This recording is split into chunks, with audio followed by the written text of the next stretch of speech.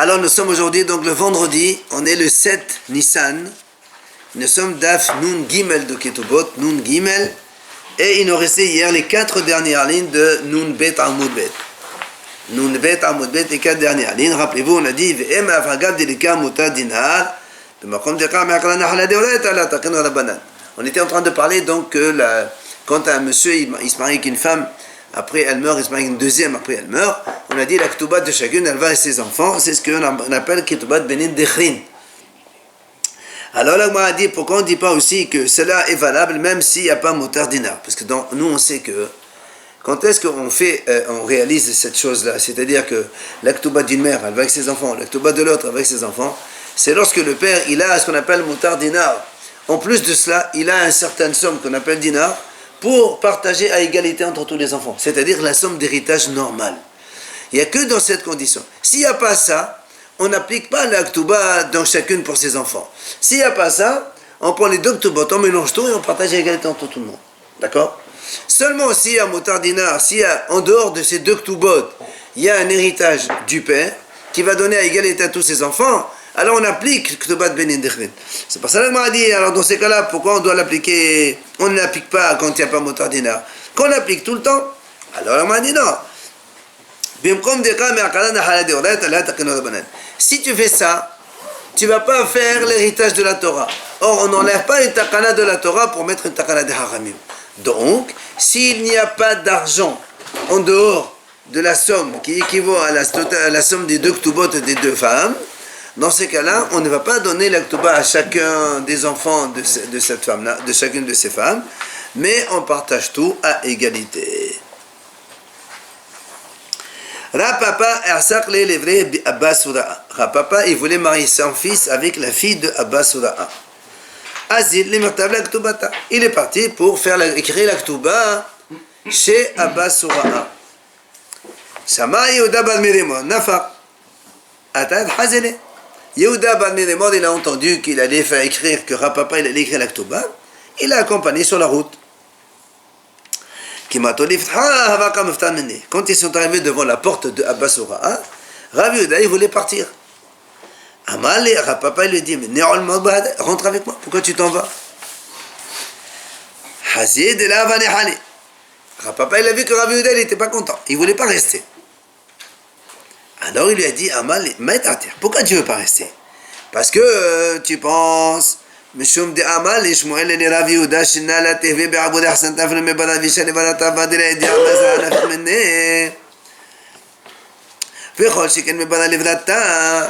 Si c'est parce que tu penses, toi Rav Yehuda, Shmuel il t'a dit, il t'a enseigné, ne sois jamais dans une réunion où un père il veut déshériter des enfants pour d'autres, même si il y a des Rechaim, il veut donner les biens à des Haramim parmi ses enfants, ne fais pas partie de cette réunion, parce que tu ne peux pas savoir ce que le rachat peut avoir comme enfant. Et a fortiori, ne sois pas dans une réunion où un père il va transférer l'héritage des garçons pour le donner aux filles. Et comme là, quand Rapapa il va aller chez Abba Sura'a, donc nous on a dit, rappelez-vous, la dot. C'est quoi la dot? C'est il prend des biens des garçons pour donner à sa fille. Vous vous rappelez, on a dit ça hier. Et donc c'est pour ça que tu ne veux pas rentrer avec moi, parce que tu n'es pas d'accord. Alors il lui dit, il dit, mais ça aussi c'est la Hakamim qui a instauré de donner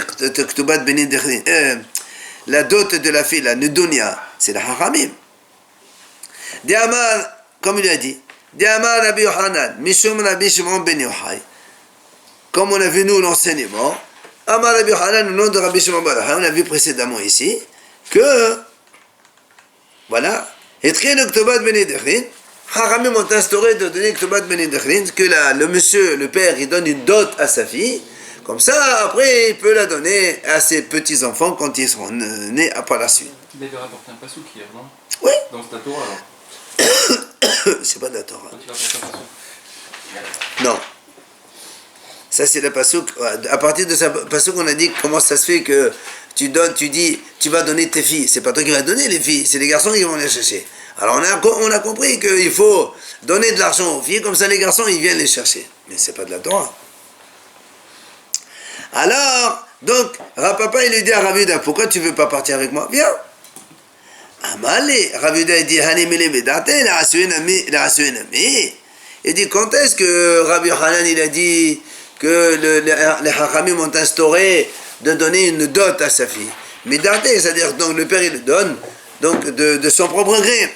Mais pas quand toi tu vas et tu m'amènes avec toi Zarmakil, voilà un grand Hacham ici, et tu vas pousser qui est l'autre à te donner bien plus, d'une belle somme, parce que moi je suis là avec toi. Amale, alors papa lui dit il dit moi je t'ai pas dit de rentrer avec moi et d'essayer un petit peu de pousser le bouchon pour qu'il me donne une belle somme. Rentre avec moi et tu dis rien. Amale, Rav Yehuda dit non monsieur, mais Alay dit moi si je rentre avec toi déjà ça signifie que l'autre il va te gêner, il va te donner une grosse somme plus que la normale. Arpillé, Vérol. Finalement, Rapapa, il a un peu donc persuadé, et il est entré avec lui, Rav Yehuda. Rav Yehuda, il est entré avec lui. Et Rav Yehuda, il a dit, je dis rien, je reste ici, spectateur seulement. Alors Rapapa, il était avec l'autre beau-père, donc le père de la fille, qui est en train d'écrire dans la Ktuba, qu'est-ce qu'il va donner comme dot. Ça va là-haut, Metarlata.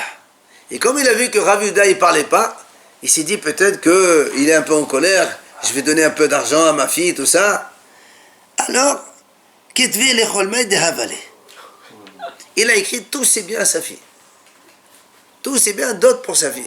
Il était énervé, il a dit, il pense qu'il était Et énervé. comme il ne disait rien, Zamakelo, attention si tu ne fais pas comme il faut. Hein. Les sauf, Amal et Hashtanemela Mashtemor, Hayedemol la Shavik et Medele Nafshay. Quand il a vu, malgré ça, l'autre Rav Yehuda, il n'a rien dit. Il dit comment? Tu dis rien encore? J'ai donné toute ma fortune, j'ai plus rien à donner. Qu'est-ce que tu veux encore? Amal, alors là, Rav Yehuda lui dit, il dit, moi, si c'est de moi, même ça, je ne suis pas d'accord avec toi. Parce que lui, il n'est pas d'accord. Comme on a dit tout à l'heure au début, que Shmuel lui a dit, ne sois pas dans les assistants où on déplace l'héritage des garçons vers les filles. Moi, si c'était de moi, tu ne donnes rien. C'est ce qu'il voulait dire. Il dit, si tu es comme ça, moi, je peux revenir dessus en arrière, il n'y a pas de problème. Amal, il lui a dit, ça vient d'Afsar Hadana, la Kamina. Moi, j'ai pas dit que tu vas refaire un marche arrière. J'ai dit seulement que, bon, je ne suis pas d'accord avec ce genre de choses, mais ce que tu as écrit, tu as écrit. Ça, c'était la petite histoire. Et finalement, c'est qu'est-ce qu'il a donné, on sait pas. La moitié peut-être.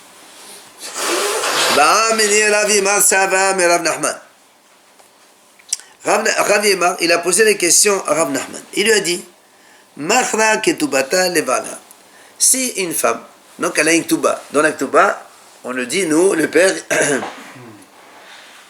il marque la dot, et le ktuba, c'est le monsieur, le mari, il donne à sa femme la ktuba, n'est-ce pas? On a vu le cas où une femme, des fois, elle vend la ktuba à son mari. Elle vend la ktuba.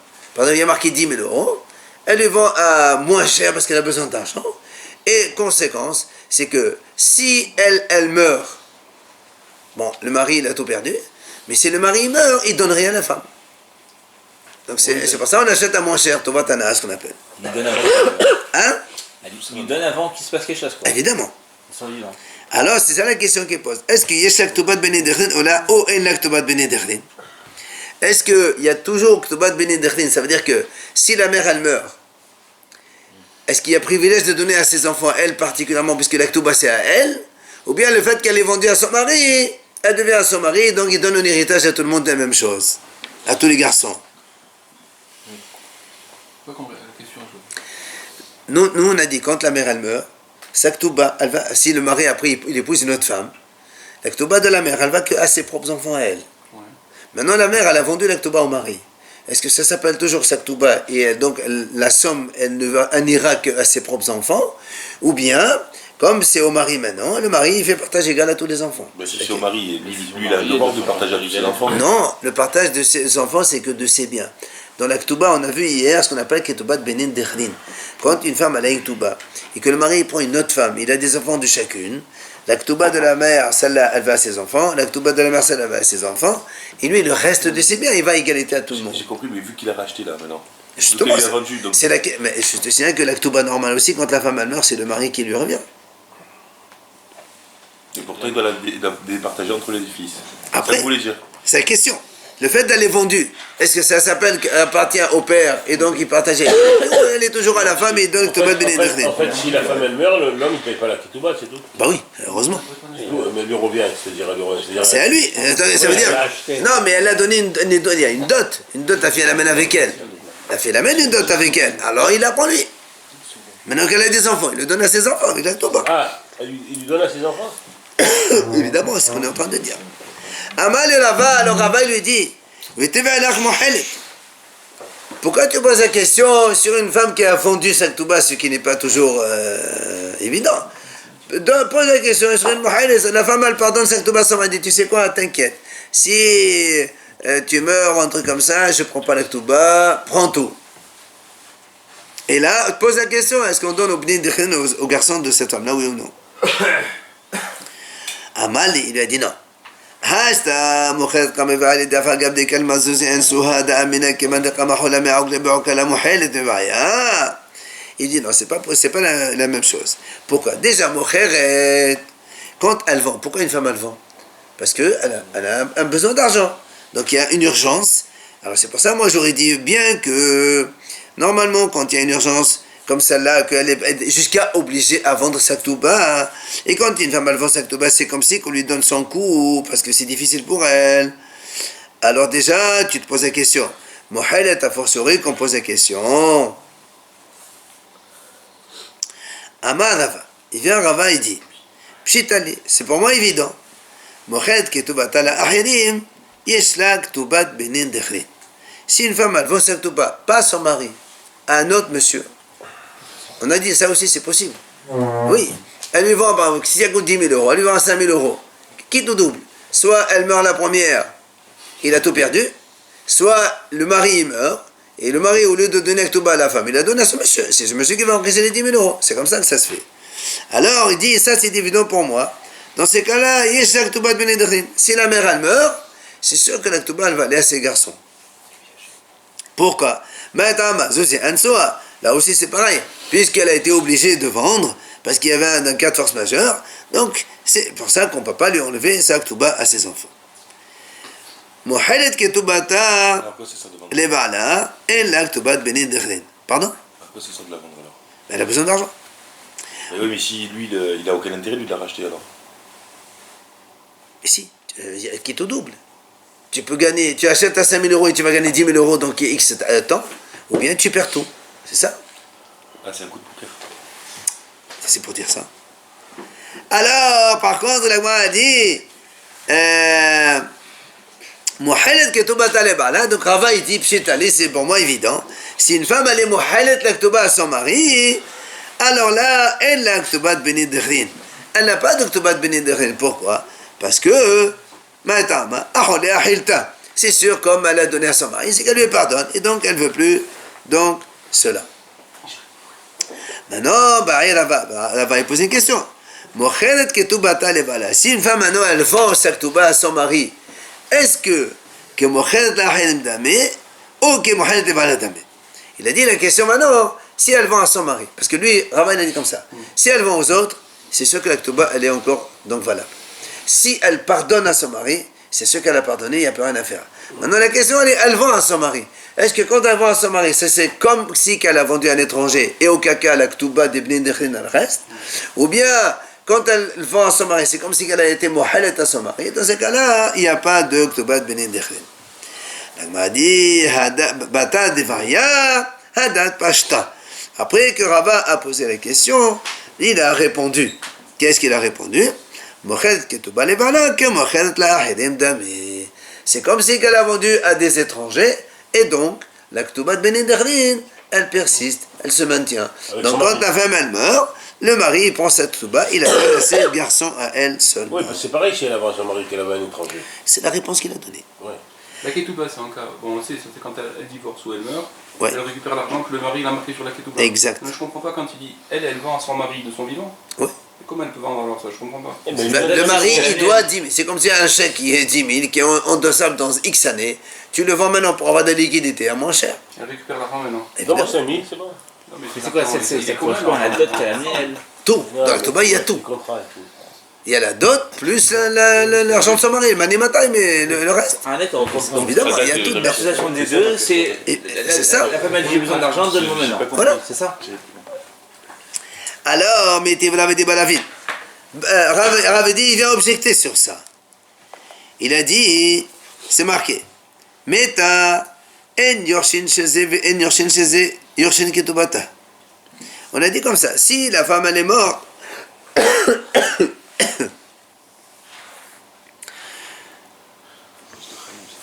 si alors, on parle dans le cas où une femme elle s'est mariée. Après, voilà, on a vu ça dans les Vamot Rachid a rapporté. Alors, son mari il est parti en voyage. Un témoin il a dit voilà ton mari il est mort. Oui. Après, elle s'est mariée avec quelqu'un d'autre. Après, il est venu son mari.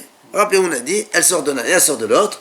Et donc, elle n'aura pas de Ktouba ni de l'un ni de l'autre. Alors, on m'a dit Meta, si maintenant elle est morte, la femme. D'accord? Ni les héritiers du père celui-là, ni les héritiers de l'autre père n'héritent sa Ktouba. Et là-bas, nous, on a posé une question. Ktouba, quel rapport avec Ktouba? Et on a dit, tu viens de dire maintenant, il n'y a pas de Ktouba. Ktouba ta mère Avita, il n'y a pas de Ktouba ici, qu'est-ce que tu racontes? Et Amara papa, Ktouba Beni Dechin. C'est pour ça qu'il a répondu, non, on ne parle pas de l'argent que le mari doit donner. C'est sûr qu'il ne doit rien donner, ni 100, ni 200, ni le supplément. Mais on parle de la dot qu'elle a amenée avec elle. Qu'est-ce qu'on fait avec? Alors pourquoi on ne dit pas ici? Pourquoi tu dis ici? Tu poses la question. Pourquoi on ne dit pas comme là-bas la femme? Si elle a vendu, il y avait un honnête, ben là aussi. On lui a dit que son mari il est parti en voyage, il est mort. Elle a attendu. Après il y a honnête de vouloir se marier, c'est une urgence. Et donc normalement il n'y a aucun problème. Pourquoi tu poses la question? C'est sûr qu'il faut la donner. Elle dit non. Là-bas, c'est un knas que les Hachamim l'ont puni. La femme n'a pas de touba, elle n'a rien fait. Même si elle est honnête, d'accord, mais tu aurais dû vérifier un peu plus. Donc c'est une sanction, c'est pour ça donc on pose la question. La dot, Ravamouche, ça sert à quoi? C'est une fois qu'elle rentre dans le mariage, ça appartient au mari ou... Elle la donne à ses garçons. Mais la dot aussi alors? Et c'est ce qu'on est en train de dire. Non, mais parce que je savais pas à quoi ça servait la dot. C'est sûr, là, elle la donne à ses garçons, elle propre. Bah, quand il n'y a qu'une seule femme, un seul mari, il n'y a pas de problème, c'est tout, va aux garçons. Mais on parle d'un cas où il y a deux femmes différentes, donc elle va à ses garçons, elle et pas les autres. Avec son mari. Ben oui, avec un. C'est les enfants de son mari. C'est normal. Yativ Ravin Bar Hanina Kamid Rav Hasda. Il y avait Ravin Bar Hanina devant Rav Hasda. Il a dit la chose suivante, Mishemeh de Rabbi Azar. Il a dit Mohalet Ketubata Levala en la maisonnot. Il a dit si une femme, elle Mohalet Ketubata à son mari, c'est-à-dire donc elle pardonne et dit à son mari voilà, tu me dois rien. Okay? Il a dit si maintenant le mari il meurt, elle la maisonnot, elle n'a pas le droit de se nourrir. Puisque comment elle se nourrit? C'est parce qu'elle avait la Ktouba. Maintenant qu'elle a donné la Ktouba, alors tant pis, elle ne pourra pas se nourrir. Parce que dans les Ktouba, c'est marqué la condition. Le mari dit si il meurt, tu seras nourri, logé, etc., etc., etc. Mais si maintenant il n'y a pas de Ktouba, hop, ciao. Amal, il lui a répondu, l'autre, il lui a dit, si tu ne m'as pas donné cet enseignement d'un grand hacham, puisqu'il a dit, je t'aurais dit, celui à qui on a fait du bien et il rend le mal ne le quittera jamais. Comment? Cette femme, la pauvre, elle fait du bien, elle donne à son mari. Maintenant, toi, tu me dis, quand il meurt, il donne rien à manger. Non seulement elle fait gentillesse, et maintenant tu l'as puni. Mais comme tu as dit au nom d'un grand haram, je dis rien. Alors Zéro. Il y avait Rav Nachman, Ve'ola va'avimi barra papi. Il y avait Rav Nachman, Ola, avimi barra papi. Il y avait Rav Hiya barami gabay, Rav Hiya, il était avec eux. Atahahu gavra de shriva arusato. il est venu devant eux un homme, un fiancé, sa fiancée elle est nifteret, elle est morte, ils ne se sont pas encore mariés. Amrile, ils lui ont dit, monsieur, Zil Qaba, ou Havla Ketubata. Soit tu vas payer les frais d'enterrement, soit tu lui donnes sa Ketuba. Amale ou Rabhiya, Rabhiya il aurait dit comment? Tanina, pourtant on a déjà enseigné. Ishto Arosa, si un homme il a été fiancé et que la fiancée elle meurt, lo onen, il n'est pas onen pour elle. Velo metamela, il ne peut pas devenir impur pour elle si les Kohen. Vechenhi, la même chose, elle, le onenet, si son fiancé il meurt. Velo metamela, ne peut pas devenir impur pour lui. Meta, si elle meurt, et no yorsha, lui, il ne peut pas l'hériter le fiancé parce qu'ils sont encore que fiancés. Alors que si elle était mariée, c'est le mari qui l'hérite. Metru, si lui il meurt, gova ketubata. Elle encaisse sa ktuba. Alors la Gemara dit Tama Demethu. Tu vois bien, c'est marqué parce que quand il est mort, lui, c'est pour ça qu'elle prend la ktuba. Hametai et la ketuba. Mais si elle est morte, il n'y a pas de ktuba. Maïtama, quelle est la raison? Mais à qui on la donne en plus? Hein? À qui on la donne cette Ketouba? Ben la fille. Mais elle est morte. Justement. Le père, il lui donne. Enfin, on donne au père, c'est normal. Maïtama, Amara Veshaya. Parce que pourquoi on dit ici quand elle est morte, elle n'a pas de Ktuba? Et bien tout simplement parce que normalement dans la Ktuba, qu'est-ce qui est marqué?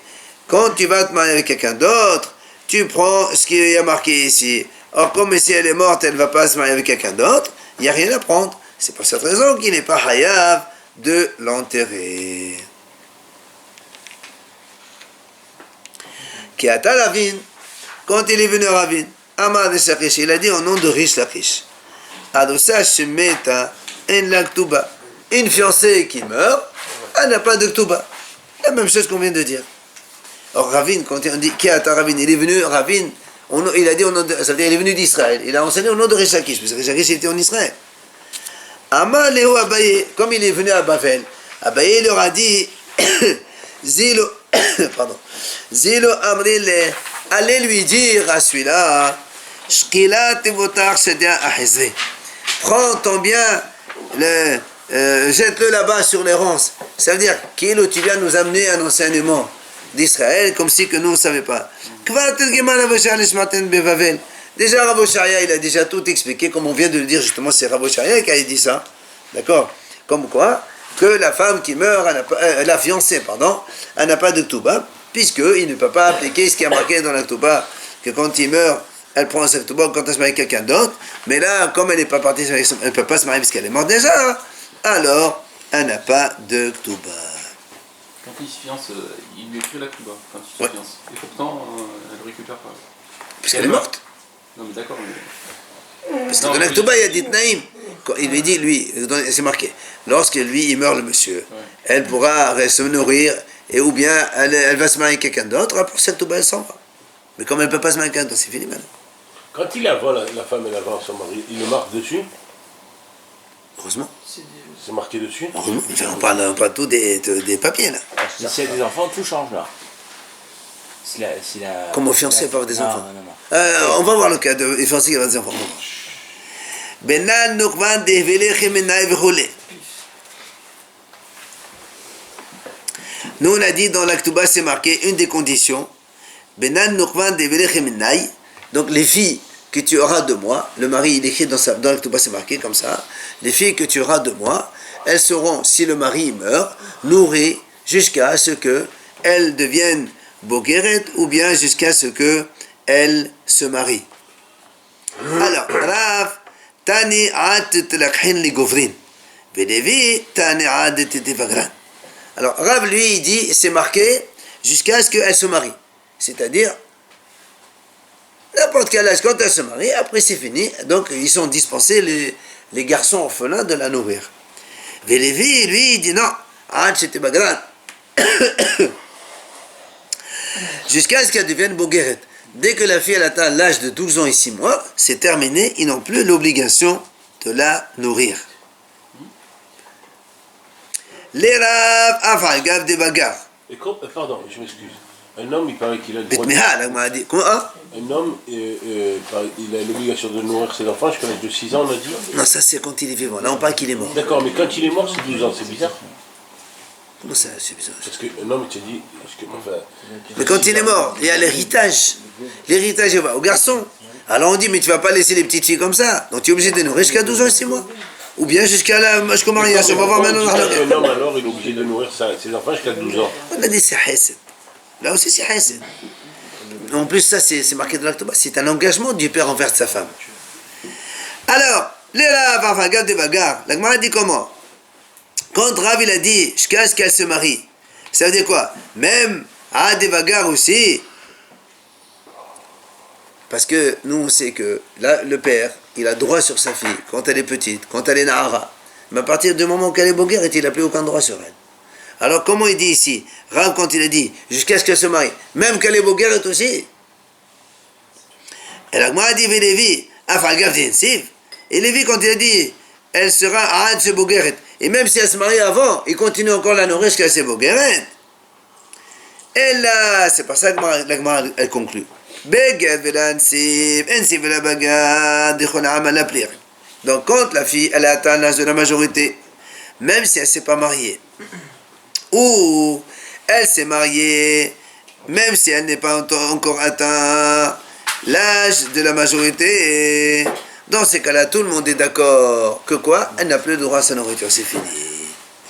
La mahloket qui plairait ba'arusa vela bagar. C'est quand elle était fiancée, mais elle n'a pas encore atteint l'âge de la majorité. C'est ça qu'il y a mahlok entre Rav et Lévi. Que Rav il a dit, tant qu'elle est fiancée, elle continue encore à manger jusqu'à l'âge de la majorité. Et Rav il dit non, elle est bogueret, c'est terminé. Mais si elle atteint la majorité, ça y est. Ah non, parce qu'elle est fiancée. Elle n'a pas encore marié, c'est ça la différence. Ou avant marié, Non, ou non. plus Léa, tard, c'est Bogueret. mariée, il y a plus. On a dit tout à l'heure c'est marié, c'est fini. Là, elle est fiancée. Fiancée, elle est encore chez son père. Mais elle a dépassé l'âge de la Bogueret. Ah, justement, elle te dit, même fiancée, c'est ça la mahloket. Selon Rav, jusqu'à ce qu'elle se marie. Et selon Lévi, quand elle devient bogueret, c'est fini. Donc c'est sans fin, quoi. Non, pas plutôt, au C'est contraire. mariage, c'est sans fin. Ces mariages, ça arrête tout. Là, on parle de fiancée seulement. Mais elle peut aller jusqu'à... Mais on peut pas rester fiancé. Fiancé, nous, on a dit un an maximum de fiancé. Entre la régrosine et le mariage, c'est un an.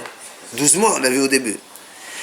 Alors, c'est comme ça qu'on a vu d'abord, donc Lévi, il a dit dans son enseignement, jusqu'à ce qu'elle devient bogueret et qu'elle arrive son temps pour se marier. Alors, on a dit comment tarter les deux, et la haute soit elle est bogueret, soit elle se marie. Dans l'un des deux cas, elle va donc arrêter de manger chez les orphelins. Ketanae, comme la mahloket de Tanaim, ad matay habat nezonet, ad shete aris. Mishum Rabbi Elazar, amru, ad shete baguer. Donc il dit la Gemara, c'est mahloket de Tanaim.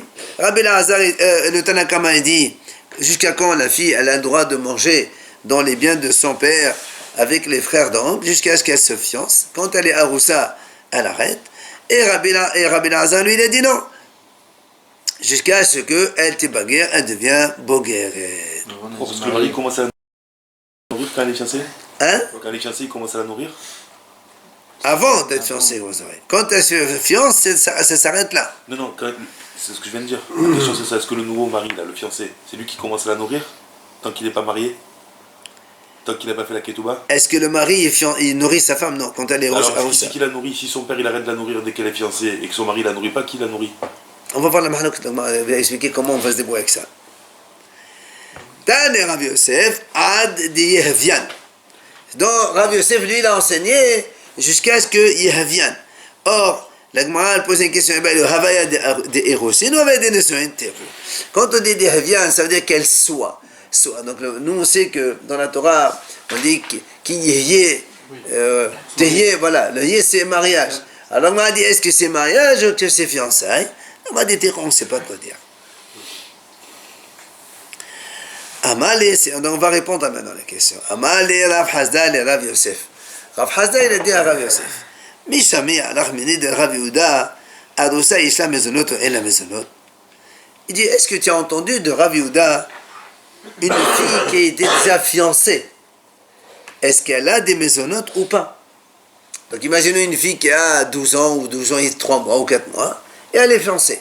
Est-ce que les orphelins, ils doivent encore la nourrir? Elle a le droit de nourriture donc de son père ou bien elle n'a pas le droit? Amal, il lui a répondu, Mashma la Shaméale, je n'ai pas entendu, mais elle la misbara. Il y a une logique, un raisonnement logique. Lequel? L'itla. Il dit misbara, l'itla. Les enfants là, ils ne doivent pas la nourrir. Pourquoi? Qui va dire ça? La nehale de Tedzil.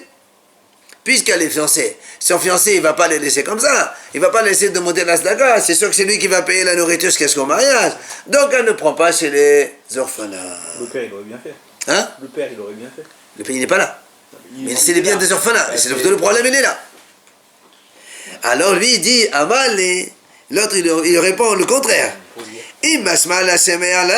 Si tu n'as pas entendu, moi je peux te dire le contraire. Mais Sevara est là. Par la logique, elle veut qu'il faut lui donner les maisonnotes, donc les orphelins, ils continuent à lui donner les maisonnotes. Et le fiancé, il ne va pas le donner. Pourquoi?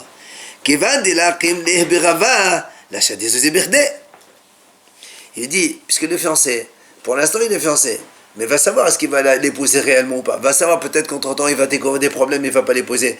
Alors il croit qu'il va jeter de l'argent pour rien. Donc le fiancé ne voudra pas nourrir cette femme-là. Alors donc c'est obligé qu'elle doit continuer à manger dans le bien de l'héritage du père. C'est la marque au en fait. Ouais. D'en haut. Maintenant, Veka de Amré. Il y a une autre version qui dit en fait le contraire. Pardon. Le contraire de ce qu'on vient de dire. Lui, il lui a dit, je n'ai pas entendu, mais par la logique, il faut, elle est des maisonnotes. Pourquoi? Comme on a dit, puisque le mari n'est pas sûr de se marier, il ne va pas jeter son argent pour rien. Et l'autre lui répond, Amal, et non, pas du tout, au contraire.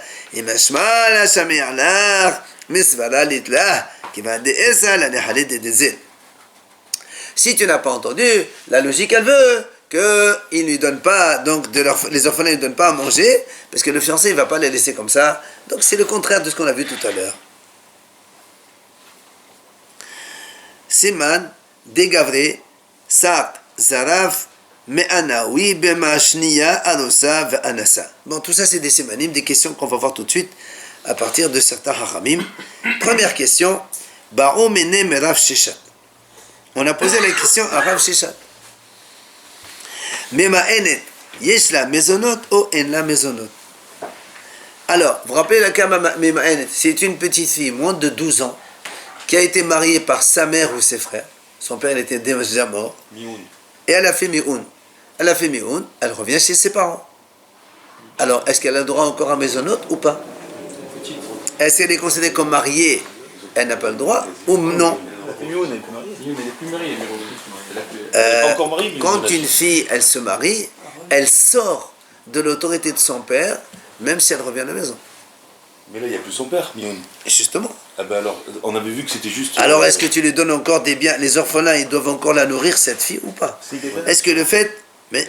on considère qu'elle est petite aussi. Elle est petite. Et c'est compliqué chez Non. Étant donné... Écoute, on a déjà vu que quand une fille se marie, elle sort de l'autorité du père, c'est terminé. Est-ce que tu considères ça comme un vrai mariage, et auquel cas il n'y a plus rien à faire? Ou tu considères ça comme quoi? Si la fille, elle avait mis une, c'est comme si il n'y avait pas du tout de mariage, puisque il n'y a pas de guette, et donc elle retourne chez son père, et donc elle peut encore manger. C'est la question qu'on pose. Il n'y a pas de tout là, Mioun, non? On s'en fout que tout bas, mais non. On parle de le père, il est mort, il a laissé des biens, il y a des garçons qui mangent. Est-ce qu'ils doivent nourrir cette fille-là, oui ou non? J'ai compris la situation, on a vu que quand même, s'il y a le futur mari là... Il y a pas de mari, on parle pas de mari. Dans Mioun, on lui a présenté quelqu'un quand même. Mais c'est fini, elle est sortie de ce monsieur. Elle était mariée, elle est sortie maintenant. Elle revient chez son père, c'est ça la question. Elle revient chez son père, est-ce qu'on lui donne à manger ou pas? Les orphelins, ils sont obligés de lui donner à manger ou pas? Des biens de l'héritage. Non, pas oui. Amaléo, Rav Sheshat. Il leur a dit, Rav Sheshat, il répond. Il leur a dit, Tanetoa, vous l'avez déjà étudié ça? Où ça? C'est marqué.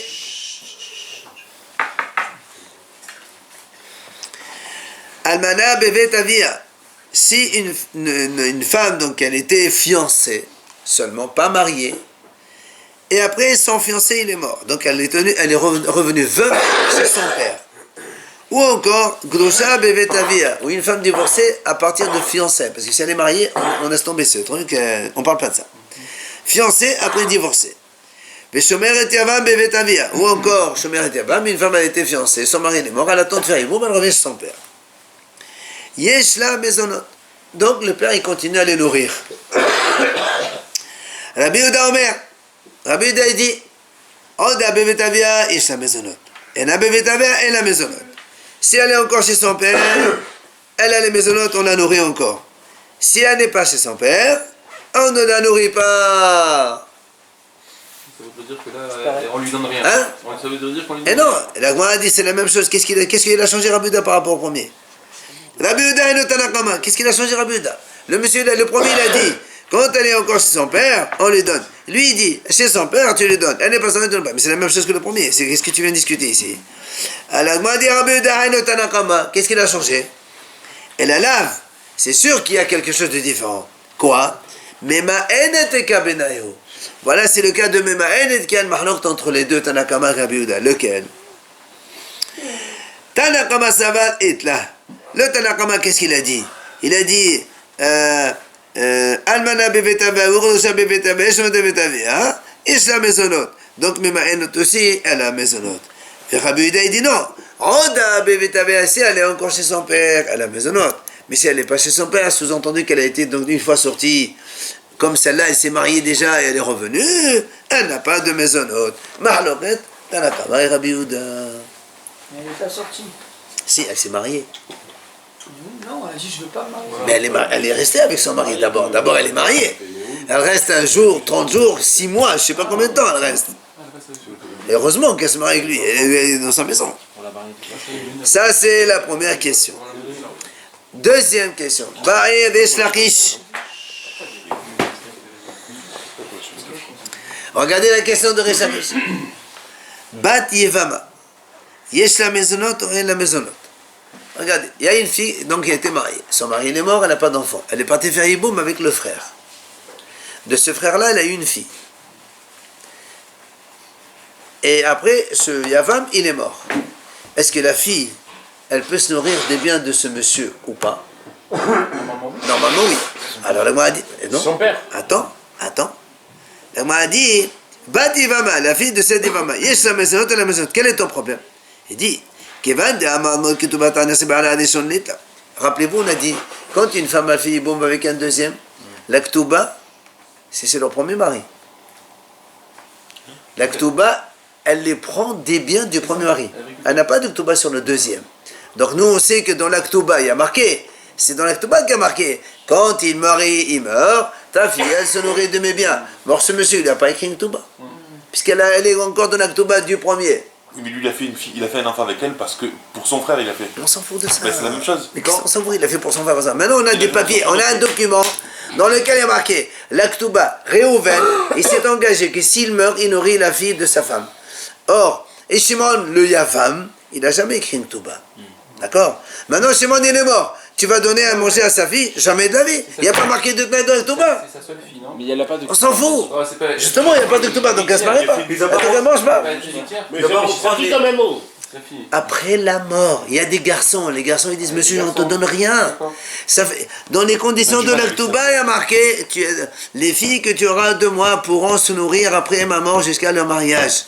Mais ça ne la concerne pas cette fille. Parce que cette fille-là, elle vient de l'Aktuba d'un autre. Lui, il ne doit pas reprendre toutes les conditions Ah non. du Akituba. Pour l'instant, on a dit l'Aktuba, c'est celle du premier. Mais il fait la Donc, question, elle nourrit pas. Point.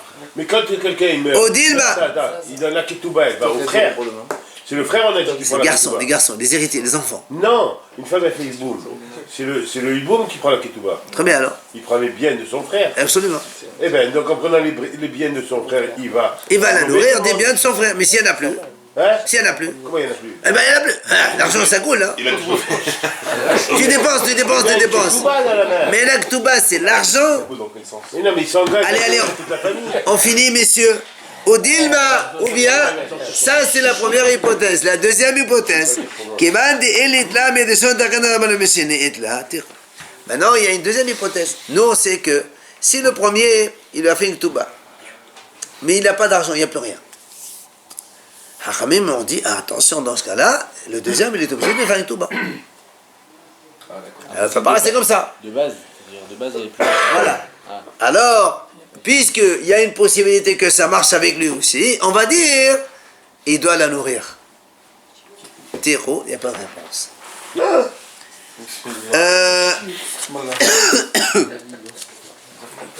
Encore une autre. Bahia Rabbi Elazar. Troisième. Pardon. Rabbi Elazar il pose une question. Bat Shiniya. Yes, la maisonnote et la maisonnote. Rappelez-vous, les shniyot. Vous rappelez les shniyot, on a dit dans la Torah, c'est pas marqué que quelqu'un c'est interdit d'épouser sa grand-mère. Il a épousé une grand-mère. Il a une petite fille. Est-ce qu'il doit la nourrir après sa mort, oui ou non? Quel est ton problème?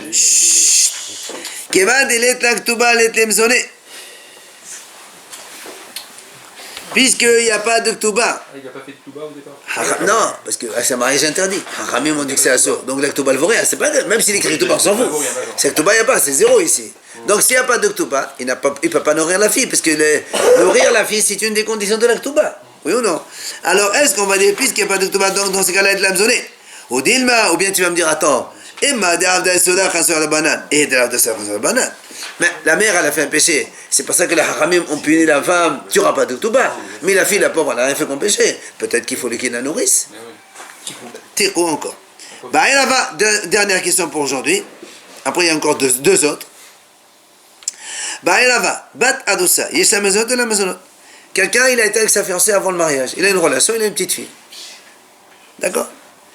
Là aussi.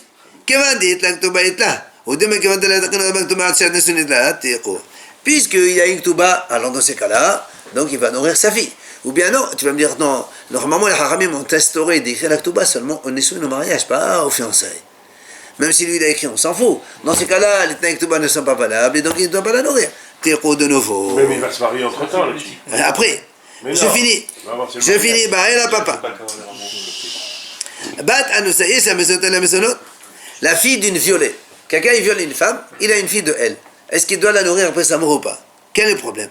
Allez, Bad Rabbi Yosef ben Rabbi Yehuda la tevelach. D'Amad Yisek Touba Mané. Selon Rabbi Yosef, il n'y a pas de question. Parce que lui, il dit de toute façon, il donne. Parce que quand on viole une femme, rappelez-vous, il la garde tout le temps. Obligé une obligation. Alors donc, lui, il dit Touba Mané. La Touba Mané. Donc s'il y a une Touba, tu es obligé de nourrir sa fille après, donc c'est pas un problème. Qui tevelach, allez, Bad la banane. La question elle est, selon les haramim. Pourquoi? Parce que des Abdi Yassa, qu'est-ce qu'on a avec Ktubata? Parce que haramim, eux, ils disent, il n'y a pas de Ktuba dans ces cas-là. Parce que l'argent qu'il donne, 100 pièces d'argent à son père, c'est ça qui vaut Ktuba.